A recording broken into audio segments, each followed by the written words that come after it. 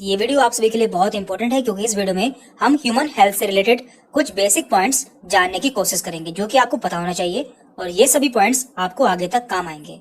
तो यहाँ पे हम देखेंगे ब्लड प्रेशर, पल्स, ऑक्सीजन, ये सभी चीजें आपको आगे तक काम आती है। तो सबसे पहले हम बात करते हैं ब्लड प्रेशर की। तो देखिए ब्लड प्रेशर क्या होता है। ब्लड जिन नलिकाओं में बहता है या फिर जिन कैपिलरीज में सर्कुलेट होता है उनकी वाल्स पर जो प्रेशर डालता है। मान लीजिए ये हमारी नलिकाएं हैं या हमारी कैपिलरीज हैं और इसके अंदर ब्लड सर्कुलेट हो रहा है, तो ये इनकी वाल्स पर जो प्रेशर डालता है दोनों साइड में, उसे हम ब्लड प्रेशर कहते हैं। और ये ब्लड प्रेशर दो टाइप का होता है, सिस्टोलिक एंड डायस्टोलिक। तो यहाँ पर सिस्टोलिक ब्लड प्रेशर हमारा ऊपर का ब्लड प्रेशर होता है, जबकि डायस्टोलिक ब्लड प्रेशर हमारा नीचे का ब्लड प्रेशर होता है। तो हम यहाँ पे जानेंगे कि ब्लड प्रेशर नॉर्मल कितना होता है और हम कब मानेंगे कि हमारा ब्लड प्रेशर बढ़ चुका है। तो देखिए यदि किसी का ब्लड प्रेशर ऊपर का 120 होता है, यानी कि उसका सिस्टोलिक ब्लड प्रेशर 120 होता है और उसका डायस्टोलिक ब्लड प्रेशर 80 होता है, तो इसे हम नॉर्मल ब्लड प्रेशर मानते हैं, यानी कि वह व्यक्ति बिल्कुल स्वस्थ है। और इसके अलावा यदि किसी का ब्लड प्रेशर 130 हो जाता है ऊपर का और नीचे का 85 हो जाता है, तो ये ब्लड प्रेशर भी नॉर्मल माना जाता है, यानी कि उसका ब्लड प्रेशर अभी कंट्रोल में है। और इसके अलावा यदि किसी का ब्लड प्रेशर 140 ऊपर का होता है और नीचे का या फिर 90 हो जाता है, यानी कि यदि ऊपर का 140 हो या फिर नीचे का 90 हो, तो इसे हम थोड़ा सा बढ़ा हुआ ब्लड प्रेशर मानते हैं। एंड लास्ट में यदि किसी का ब्लड प्रेशर ऊपर का 150 हो जाता है और नीचे का 95 हो जाता है, तो इसे हम वेरी हाई ब्लड प्रेशर मानते हैं, यानी कि उसका ब्लड प्रेशर बहुत ज्यादा बढ़ चुका है। और ऐसी कंडीशन में हमें तुरंत डॉक्टर के पास में जाना चाहिए क्योंकि ये इमरजेंसी कंडीशन होती है। अब बात करते हैं ऑक्सीजन लेवल की। तो देखिए जो भी हम सांस लेते हैं उसमें कई सारी गैसेस के साथ में हमारे अंदर ऑक्सीजन भी जाती है जो कि हमारे लंग्स के एल्वियोलाई पर जाकर हमारे टिश्यू से एक्सचेंज होती है और हमारे ब्लड के थ्रू पूरी बॉडी में सर्कुलेट हो जाती है। तो इसका लेवल कितना होता है ये भी आपको पता होना चाहिए। तो हम देख लेते हैं। तो देखिए ऑक्सीजन लेवल को हम ऑक्सीमीटर से मापते हैं, ये भी आपको पता होना चाहिए। और यदि किसी का ऑक्सीजन लेवल 94 है या 94 से ज्यादा है, तो वो व्यक्ति बिल्कुल सामान्य है, यानी कि उसका ऑक्सीजन लेवल बिल्कुल नॉर्मल है। और यदि किसी का ऑक्सीजन लेवल 95 से 100 के बीच में आता है, तो उसका ऑक्सीजन लेवल काफी अच्छा है। अब बात करते हैं कि हम इसे कम कब मानेंगे। यदि किसी का ऑक्सीजन लेवल 90 से 93 के बीच में आता है, तो उसका ऑक्सीजन लेवल जरा सा कम है, यानी कि उसका ऑक्सीजन लेवल थोड़ा सा कम हो गया है और इसे आप एक्सरसाइज द्वारा सही कर सकते हैं।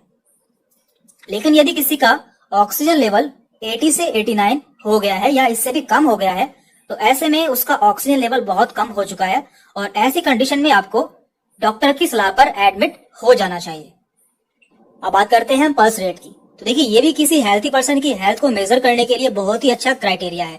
हम जानेंगे कि किसी नॉर्मल पेशेंट का या व्यक्ति का पल्स रेट कितना होता है। तो देखिए ये होता क्या है, हमारा दिल या हमारा हार्ट 1 मिनट में जितनी बार बीट होता है या धड़कता है उसे हम पल्स रेट कहते हैं। नॉर्मली ये 72 से 75 टाइम्स बीट करता है। तो देख लेते हैं। देखिए यहाँ पे लिखा हुआ है 72 पर मिनट, यानी कि यदि किसी पेशेंट का या व्यक्ति का हार्ट 1 मिनट में 72 बार बीट हो रहा है, तो इसे हम बहुत अच्छा पल्स रेट मानते हैं, यानी कि उसका पल्स रेट गुड है। और यदि किसी का 60 से 80 के बीच में पल्स रेट आता है, तो उसका पल्स रेट नॉर्मल है। लेकिन यदि किसी का पल्स रेट 90 से 120 के बीच में आता है, तो उसका पल्स रेट काफी बढ़ा हुआ है। तो ये भी आपको पता होना चाहिए। अब बात करते हैं हम शरीर का तापमान, यानी कि बॉडी टेम्परेचर। ये जानना भी आपके लिए बहुत इंपॉर्टेंट है कि हमारे शरीर का टेम्परेचर कितना होता है। तो देखिए इसे हम थर्मामीटर से चेक करते हैं और यदि किसी का बॉडी टेम्परेचर 92 से 98.6 के बीच में आता है, तो उसे बुखार नहीं है, यानी कि उसका नॉर्मल बॉडी टेम्परेचर है। और यदि किसी का टेम्परेचर आपको 99 मिलता है, तो उसे हल्का सा बुखार है। और यदि किसी का टेम्परेचर 100 से 102 या उससे ज्यादा मिलता है, तो उसे ज्यादा बुखार है। तो ये भी आपको पता होना चाहिए। अब बात करते हैं हम HRCT या फिर चेस्ट सीटी स्कैन की। ये आजकल बहुत कॉमन है और इसमें हम किसी भी बॉडी पार्ट को या किसी भी बॉडी ऑर्गन का डिटेल में एनालिसिस कर सकते हैं। तो यहाँ पे कुछ स्कोर दिए जाते हैं, जैसे कि 0 से 8, 9 से 18, 19 से 25। तो पहले हम इसे समझ लेते हैं कि ये होता क्या है। देखिए यहाँ पे हमने लंग्स का डायग्राम लिया है इसे समझने के लिए। तो देखिए लंग्स में दो साइड होती है, यानी कि दो लंग्स होते हैं, राइट एंड लेफ्ट। तो आप जानते हैं कि राइट साइड में हमारे लंग्स में 3 लोब होते हैं, सुपीरियर, मिडल एंड इंफीरियर। जबकि लेफ्ट साइड में हमारे लंग्स में केवल 2 लोब होते हैं, सुपीरियर एंड इंफीरियर। तो देखिए यहाँ पे हम इन्हें कुछ नंबर्स देते हैं, यानी कि सिटी स्कोर देते हैं। तो यहाँ पे हम हर लोब को 5 सिटी स्कोर देते हैं। मान लीजिए यहाँ पे हमने 5 दिया है इस लोब को, इसे भी 5 दिया है, इसे भी 5 दिया है, इसे भी 5 दिया है और इसे भी 5 दिया है। तो कुल मिलाकर हमारा स्कोर बनता है 25। तो हम सिटी स्कैन में देखते हैं कि हमारा कितना परसेंट या कितने लोब खराब हो गए हैं। यदि हमारा मान लीजिए कि हमारा सुपीरियर लोब में से इसका 3 पॉइंट खराब हो गया है, तो हम मानेंगे कि यहाँ पे केवल इसका 2 पॉइंट ही सही है।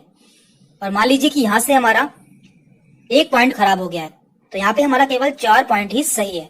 तो इस तरह से हमारा स्कोर बैठेगा, यहाँ का 5, यहाँ का 5 एंड यहाँ का 5, 15, 15 और 4 19, 19 एंड 2 21, यानी कि हमारा 25 में से 21 स्कोर आएगा। इस तरह से हम सिटी स्कोर में देखते हैं कि हमारा लंग कितना डैमेज है या उसमें कितना इन्फेक्शन हो चुका है। तो आप इसे समझ गए होंगे। तो वापस से आते हैं आप इस स्लाइड पर। तो देखिए यहाँ पे दिया हुआ है, यदि किसी का HRCT यानी कि high resolution computer tomography score 0 से 8 के बीच में आता है, तो उसे माइल्ड इन्फेक्शन है, यानी कि उसे हल्का इन्फेक्शन है या उसे अभी इन्फेक्शन की शुरुआत हुई है। और यदि किसी का HRCT स्कोर 9 से 18 के बीच में आया है, तो उसे मॉडरेट इन्फेक्शन है। और यदि किसी का HRCT स्कोर 19 से 25 के बीच में आया है, तो उसे सीवियर इन्फेक्शन है, यानी कि उसे काफी गंभीर इन्फेक्शन हो चुका है। तो इससे आप जान सकते हैं कि किसी को कितना इन्फेक्शन हुआ है उसके लंग्स में। और साथ में आपको यह भी जानना जरूरी है कि माइल्ड इन्फेक्शन में जो कंडीशन है या इन्फेक्शन है वो नॉर्मल दवाई से ठीक हो सकता है, लेकिन सीवियर इन्फेक्शन में ऑक्सीजन एंड वेंटिलेटर की जरूरत होती है। तो आज की वीडियो में हमने कुछ ऐसे बेसिक पॉइंट देखे हैं जो कि आपको पता होने चाहिए, क्योंकि आपको ये सभी पॉइंट आगे चलकर काफी ज्यादा काम आएंगे। तो इस वीडियो में इतना ही था। आपको यदि कोई कंफ्यूजन होती है या कोई डाउट रहता है तो आप हमसे कमेंट करके पूछ सकते हैं। Thank you very much.